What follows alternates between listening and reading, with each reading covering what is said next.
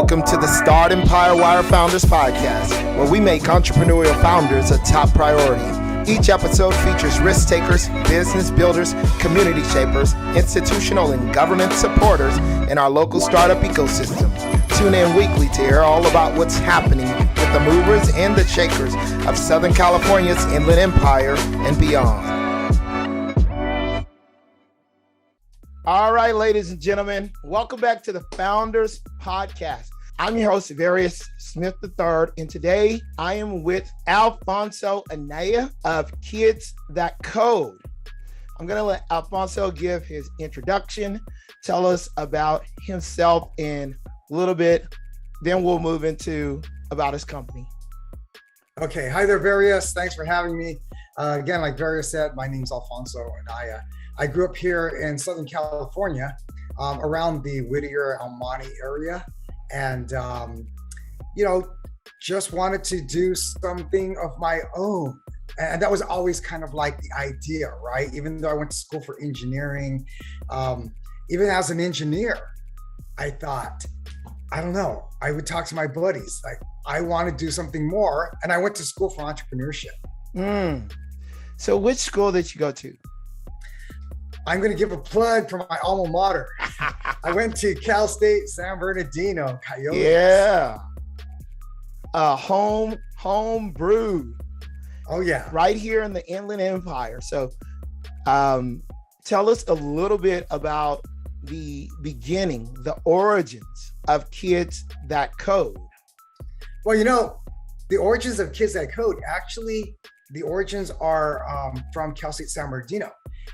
One of the first classes that you do in the MBA program for entrepreneurship is you come up with the ideas, right? So in working in entrepreneurship, you're looking at different ideas that might solve a problem or that might create some ease, right? Cause things to be easier, et cetera, et cetera. And so one of the first projects we had in the first week of class was to create your idea and come up with an idea. And by the end of the quarter, you have 10 weeks to try to make money at it. Wow. That's pretty cool. Yeah, it is. It was quite a challenge. We as a class, everybody had their own individual ideas. And, some of them were as simple as selling cupcakes. Yes. Yeah. To, doing stuff online with like eBay stores and stuff like that. And from that is where Kids That Code was birthed, basically. All right, so tell us about your first sale. Like, what was your first sale? Okay, so when we actually started to form this idea in class, we looked at what was out there. There was nothing out there to teach kids how to code, right? Thus the name, Kids That Code. Maybe not grammatically correct, but it gets the idea across. Yep. Yeah. So we actually scoured the internet, some classmates and I scoured the internet, nothing out there for kids. So we thought, hey, this would be probably a good idea to actually start teaching some kids how to learn coding. And it's branched off into technology, basically, right? But as we were doing that, we needed to come up with some ideas of how to actually teach this to kids. And so it was a little bit of a struggle. My background is in computer science. And so if we tried to teach that to kids, it put them to sleep. Right? Yeah. No kids want to learn C++. No. No. And it's just not a really entertaining, let's say. It's not an entertaining topic. So we toyed around with a few things. If you say, what is our first sale? We didn't actually originally have a sale, but what we did, we were able to put some ideas together and beta test in local schools. Oh. Yeah. How did that go? Well, we thought, let's try to beta test this in a private school, a charter school, and a public school. And so we did that all in San Bernardino, minutes away from Cal State San Bernardino. Yes. So we talked to the principals there. We told them what we were doing. We're students at Cal State San Bernardino. We had this idea of teaching kids coding. We wanted to approach it from a standpoint of game development because that was the hook, right? Yes. Kids love playing video games. So we tell them, we're going to teach you how to create a video game. then they're interested. Yeah. Yes. So we approached these three schools, like I said, a public, private, and charter, and they were very open to the idea. They got us a group of kids. We used their lab, and there we started, and it was a hit. The kids loved it. That's cool. That's cool. Okay, so after that initial hit, that initial success, what caused you to want to continue to grow this thing to where you're at today? You guys are definitely not like in those early stages anymore. Right. It's been a number of years, right? And a lot of ups and downs and struggles. We used to like to say that we stumbled forward. Nice. Because that's basically what it was. We were figuring things out as we went. Yes. So after that first initial beta test, we got a lot of good feedback from both teachers and the kids. Okay. And we made some revisions, and then we tried it again. And each time we did it, we improved upon our offerings. Now, we didn't actually make our first sale until 2015. And let me just tell you a little bit about that. So, working with Cal State San Bernardino, we were going to offer some weekend classes. Okay. All right. So we started advertising on Facebook and Google and word of mouth and reaching out through the university, and et cetera. And so it was really exciting when, for the first time, we secured a classroom on campus at Cal State. Wow. We, and then we released our website. So our website was live. And then we started advertising. And then we saw the very first sign up. You know, it was all done online. People would That's got to be exciting. Oh man, it was exciting. And then another sign up and another sign up. And we're like, oh my goodness, people are willing to pay for this. That's so cool. Yeah. So, all right. So you guys got the website, you had a location, and then you start advertising and people start signing up, and you're like, okay, this may be a viable business, right? Right. Awesome.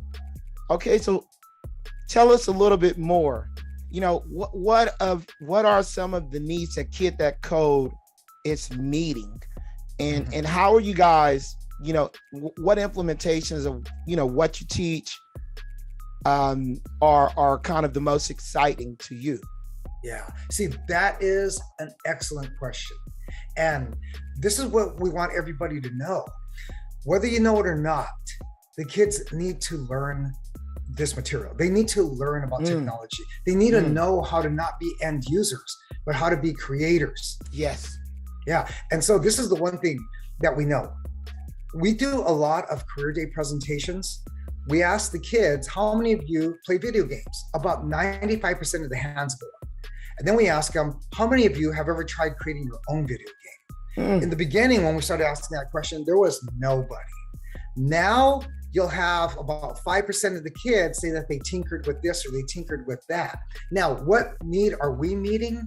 When we go to the schools and we show our presentation about the cool careers in technology, the teachers, the kids, and the principals' eyes are open, and they say like, oh my goodness, everything that you're showing us here looks more futuristic, but you're telling us it's happening right now? And the answer is yes. We already have self-driving vehicles. We already have these drones that are making deliveries with UPS vans out in rural areas, where the drone flies and makes the delivery while the driver drives off to the next delivery. Wow. Right? And then the drone has to rendezvous with that driver. I mean, all these things are really happening. In the Phoenix, Arizona area, there's a system called the Waymo system. Okay. It's very much like Uber and Lyft. You summon your ride, but guess what? A car shows up with no driver. That's awesome. You know? Yeah. And so these things are happening, and we need engineers, we need scientists, we need computer coders, right? We need electrical engineers, we need physicists, we need designers, we need mechanical engineers. And this is what our co-careers is all about. We're telling the kids and the teachers, the problem that we're solving is we're educating the kids now, beginning at 3rd grade, 4th grade on up. We're teaching them how to code. We're teaching them electronics. We actually do that. We teach the kids robotics. So we are actually trying to get the next generation of creators and engineers and explorers like together right now. As a matter of fact, if you actually research with the Bureau of Labor Statistics or Census Bureau, you'll see that there are currently 1 million jobs in the tech or the STEM field that are unfilled today. Mm. There's a shortage of workers. Wow. Exactly. Yeah. So you guys are building that workforce starting here at a young age. What is the reaction that you get from the kids who are a part of this? And let's just say they start understanding the concepts you're teaching. You're teaching electronics, you're teaching robotics, you're teaching the software development side of it. What are some of the responses? Like, what are some of the responses that you can recall from the kids and from the parents? Yeah, I wish I had some video clips to show right here, right?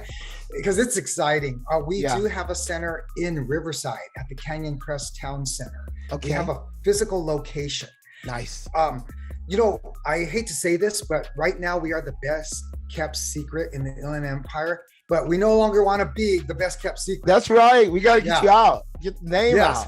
Yeah. People need to know when the parents come by for a tour and they check the place out, they're blown away because they see some of the kids there at our center. These kids are learning 3D character design. And once they create that 3D image, it could be Pikachu, it could be a Minecraft character, any of their favorite characters, the kids create it, and then they send the image to the 3D printer, they print it out, and then they take it home. That's so cool. I love it. Yeah. Yeah, the parents are like, no way. These kids are doing this. And then when the kids come in, and like some of the parents ask them, what'd you do today? Oh, we were working with some LEDs and resistors on this breadboard. And the parents are like, where'd you learn that vocabulary? LEDs, resistors, breadboards. Oh my goodness. Exactly. And they're third graders. You know what? I love the Arduino platform. It's really cool. Do you guys use that, or are you using some other platforms right now? Yeah, we are using Arduino. Okay. That's what we use to teach electronics. Oh, cool.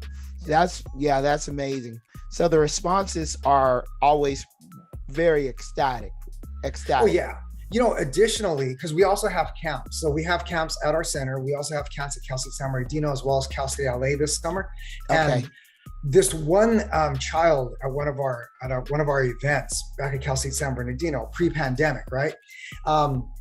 His mother came over to share with us. She told us, my son didn't like math, and he used to tell me, Mom, when am I ever going to use this? Why do I need math? And she said, since taking your courses, it's like a switch went off. And now he's like, cool. Yeah, Mom, I know why I need math. And as a matter of fact, I'm going to need this type of math and this type of math because I want to be a computer engineer. That's a great thing, man. That's a great testimonial right there. I love it. Yeah, man.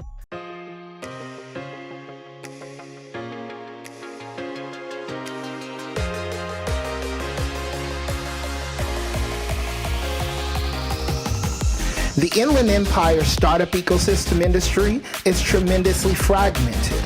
A few top-tier hubs, San Francisco, Los Angeles, and San Diego, are well covered by media, events, and data platforms. Finding reliable information relevant to startups or the tech industry in the Inland Empire is extremely difficult. As a result, startups can't scale fast enough. Investors are having a hard time finding the right deals, and corporates can't find the right companies to partner with for their innovation activities. Startempire Wire, the leading Inland Empire startup publication, is providing the Inland Empire startup ecosystem with the most accurate, engaging business and financial data, events, and news. Our reach of entrepreneurs, C-level executives, angels, VC investors, startup employees, key management at innovative corporates, and big tech is the solution for your B2B or B2C needs. As we build out our platform, we're looking for partners. This is your opportunity to get in on the ground level. If you're looking to align yourself with the local and growing startup and tech ecosystem of the Inland Empire, we have created the platform to get your name noticed and the opportunity for you to grow the recognition of your brand. Contact us today for availability and pricing options. We look forward to our partnership with you.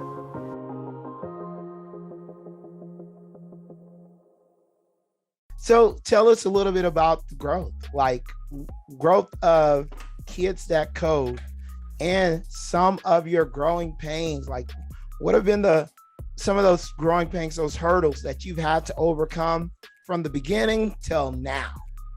Yeah, well, so we officially launched in 2015, around the middle of 2015.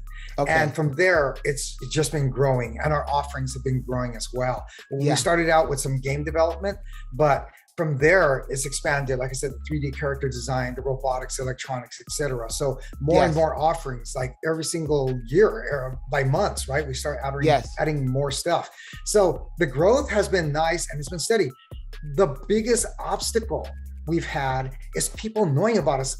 Check this out, how crazy this is. We have had many programs, including weekend workshops and summer camps at Cal State San Bernardino. Yet, one parent one time told us, you know what, my child loves your program.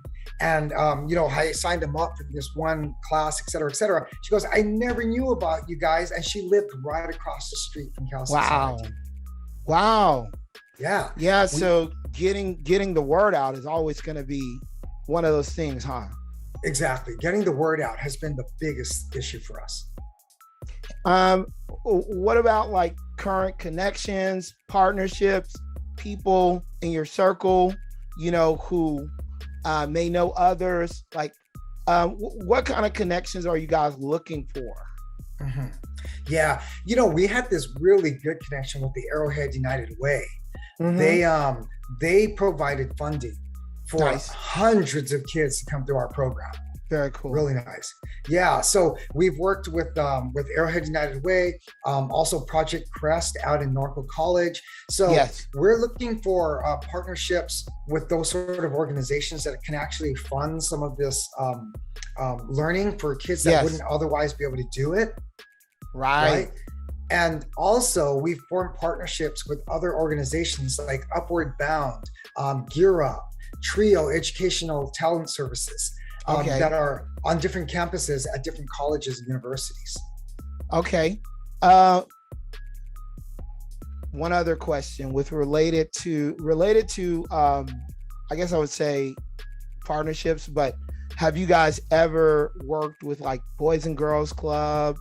Or are you after school programs type things? You guys run an after school program?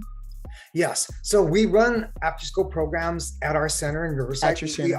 Yes, but we also do after school programs at schools, at elementary schools. So we've been to Hillside Elementary, North Park Elementary, Bonnieol Elementary, all out in San Bernardino, as well as like Ruth Grimes Elementary, Paul J. Rogers, Ritchie Canyon, which are out in Colton Unified School District. So when a parent hears about our program, they many times will talk to the principal.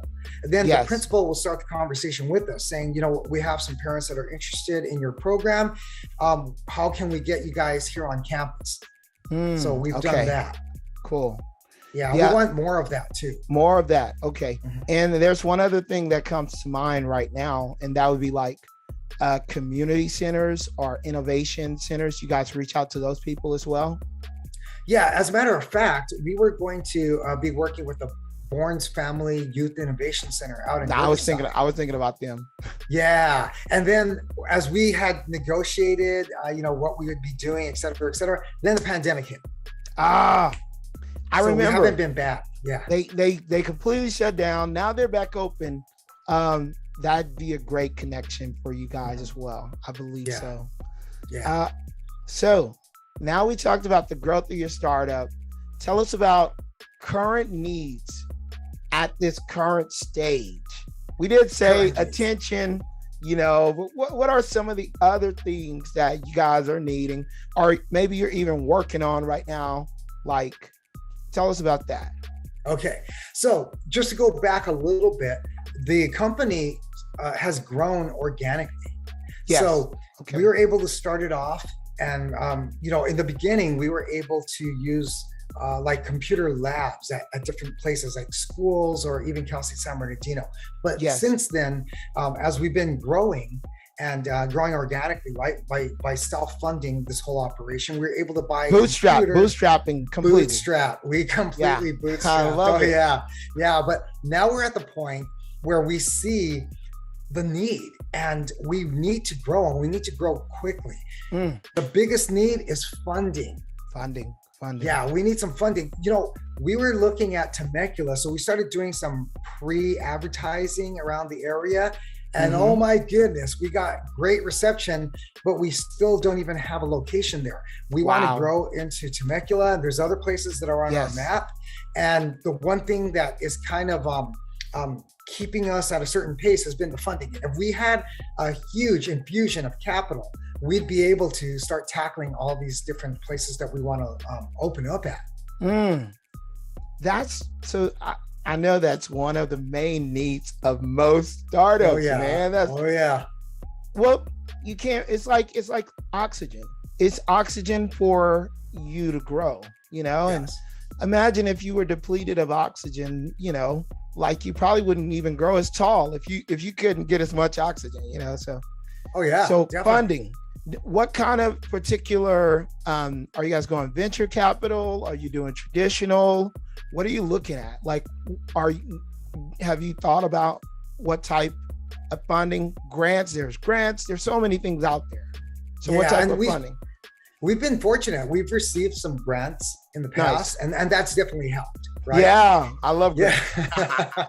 Yeah. So we need more grants, but we need a large capital infusion. And that would take maybe an angel investor or even a VC. So we've been putting together our pitch deck. We think we are now ready. We have, proof of concept. We actually have revenue, right? We're showing the revenue that has been, we've got traction. Yeah. And there's also market adoption. There's other companies out there that are doing similar to what we're doing. And a couple of those bigger players have received huge investments. See, that's so that gives you kind of like, okay, this is proof of, proof of success, Yeah, this works, and there is a need, and people are willing to pay for it. Very cool. All right, so tell us about your startup goals, the immediate goals, like maybe your top 3 immediate things that you're focused on accomplishing, and then how are you focused on those top 3 immediate goals? Yeah, immediate goals, up there on the top is of course funding, right? So we're working on that right now. Have our pitch deck. We've been talking to people, been working our network, and we're having other people look at our pitch deck as well, so they can give us critique. Others that have already pitched in front of big audiences. Really? Okay. Yeah. So we're having that take place. The other thing is we do need to expand. And so whether we're getting that funding or not, we're going to self-fund like we have. So we're also looking at a couple of other locations. One of them might be happening very soon. Maybe over the summer, we'll be able to start moving forward and building out that location. A new physical location. Yes. Any tips on where that might be located? Yeah, that's actually going to be in Temecula. Oh, Temecula. Okay. Yes, awesome. Yes. Wow. And people have been, very open to it. We've received, when we put out a little bit of a feeler, we got some great responses. People are ready. Wow. Okay. Yeah. And the other thing is hiring employees. We just, over the last couple of weeks, we have been interviewing a lot of people, and we've just sent out some job offers to some of those that we actually interviewed. Yeah. That's very cool. So how many employees are you guys thinking about bringing on? How many new employees?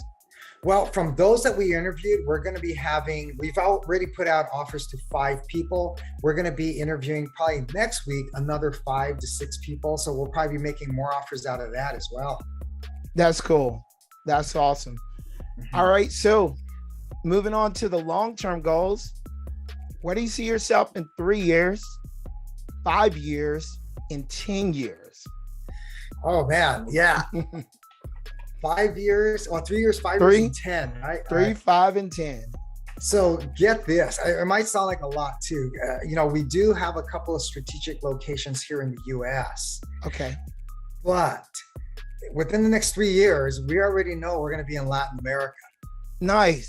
Wow. That's cool. Yeah. So in 3 years, it's going to be a few locations in Southern Cal, here in the Inland Empire, Latin America, right? Within 3 years, lock those down. In 5 years, we can see being in strategic locations in Arizona, Northern California, Texas, some of these other places. As we start to expand. Yes. Yeah, we're probably going to start expanding here in the Southwest. In the Southwest, okay. Yeah, and then of course, in the 10-year period, we want to be throughout the United States, lock down Latin America, and starting to hit some Asian and UK locations. Dude, that's huge. Yeah. All right, so that's a big vision. We love the big visions. Is there any specifics about that 10-year mark that you want to see outside of we're almost global? What other little specifics in that 10-year vision would you say?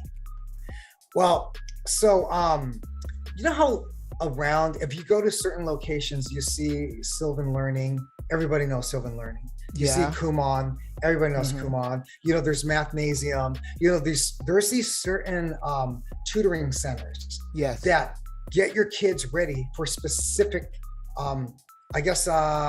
topics of study, right? So it could be Mathnasium is all about math, because you know what? Back in 2016, there was an interview with the chancellor of Cal State San Bernardino, and he was saying that of the 4.0 students entering any of the Cal States, there's 23 Cal States up and down California, that the majority of, 40% of incoming freshmen with 4.0 GPAs lack the necessary skills in math and English. And man. Yeah, it's huge. And then there's other places where it's 60% of incoming freshmen with 4.0 GPAs lack the necessary skills in math and English. And that's why places like Mathnasium exist, and Sylvan Learning, as well as Kumon, right? So people know those places worldwide, and it's for a reason. We want to be the same when it comes to technology education. We want to be the premier center for technology education for kids. I love it. All right. So is there any upcoming events or any upcoming things that Kids That Code is doing that would be immediately relevant to our audience that you want to talk about? Okay. Definitely. I'm so glad you asked that question. And put a date on it, because this interview might come out in 2 to 3 weeks. If it's too far out, then they'll know it's kind of past. It's actually, this interview is probably going to come out next week, or I'm sorry, the week after next. Okay, then I'm glad you told me that, because right now things on the calendar. The schools have just ended their academic year, and so we now have summer vacation. Right? Yes. With summer vacation comes our summer camps. So at our center in Riverside, we have summer camps beginning this coming Monday, June the 6th, and they will run every single week with the exception of the 4th of July week. And they will end the week of August 1st through 5th. And that is our final summer camp at the center. But we also have a summer camp that's going to take place at Cal State San Bernardino. And that's going to run from June 20th to the 24th. Okay. We also have summer camps that are taking place at Cal State Los Angeles. That's going to run from July 11th until August the 5th. And just so that everybody knows, Cal State San Bernardino and Cal State LA are those two places where we're going to be holding them remotely, right? At those locations. Okay. Yeah. At the Riverside Center, this is Kids That Code, of course, but our centers are called the Tech STEAM Center. Tech STEAM Center. Yeah. That's a good name. Thanks. Yeah. All right. So is that I think that's pretty much it. Anything else you would like to add to that? Okay. So we have all of those things taking place. We might be adding in Redlands. We might even add in another place, but we're still, talking to those universities. If you want to check us out, you can always see us at kidsthatcode.org, right? And the Tech STEAM Center, if you went to techsteamcenter.com, you can also see, what workshops there are. But right now during center, if you clicked on camps, you would see all the camps that are available in those different locations. It's techsteamcenter.com. Yes. And kidsthatcode.org. Correct. Okay. So Any other places they can find you online, like social media? Are you on the platforms? Where are you at? Yeah, we're on Facebook, Instagram, LinkedIn, Twitter. And of course, if you just search Tech Steam Center on Google, we would pop up also. And a lot of people, should know what STEAM means. It's science, technology, engineering, art, and mathematics. Right? Exactly. I'm glad you clarified that or address that acronym, because so many people, and we take it for granted that people know what STEM means and STEAM means. True. That's true. So I'm glad you brought that up. Yeah.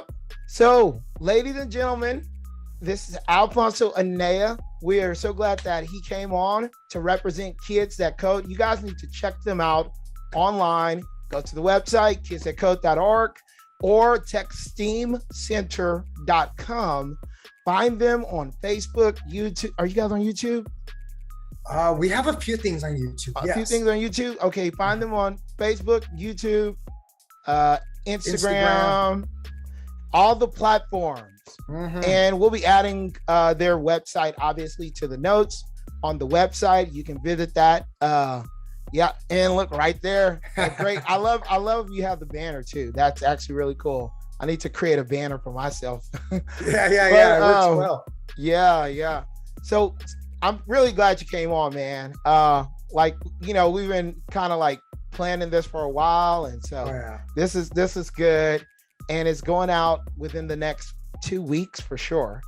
But thank you for coming on. Awesome. Thanks for having me, Various. I know this has been, in the works for a little while. I'm glad it finally happened. Very excited to be on your show. And I love what you're doing out there, man. Keep on promoting entrepreneurship. You're the Inland Empire, Startempire wire. You're the man. Yeah. Getting the word out for startups, becoming a megaphone for your startup and helping you connect the dots for the startup ecosystem. Thanks for tuning in, ladies and gentlemen, to the Founders Podcast. Join us again next time, same place here at startempirewire.com. Peace.